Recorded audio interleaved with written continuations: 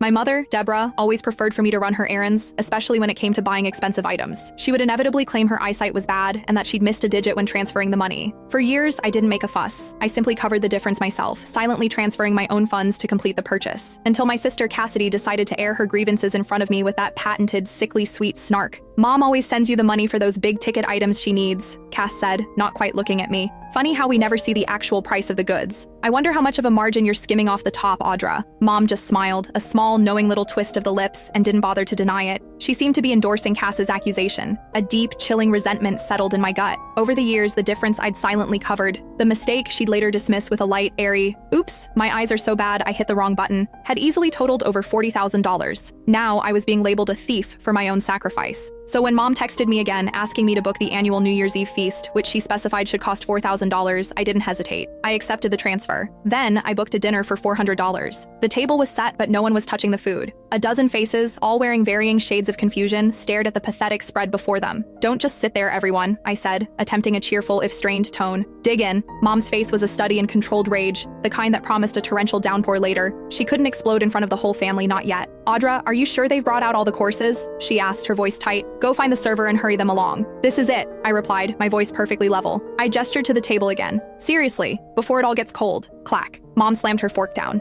Her chest heaved. "We have 13 people here. This is all you ordered?" My Aunt Carol chimed in from the side. "Sweetheart, is there a mistake? We're used to a different standard, you know." In previous years, the table would be drowning in food. King crab, premium surf and turf, endless shrimp. This year, 6 dishes, making the large table look utterly barren. The only thing remotely seafood was a pathetic little plate of popcorn shrimp. No wonder they were surprised. "No mistake, Aunt Carol," I said, shaking my head.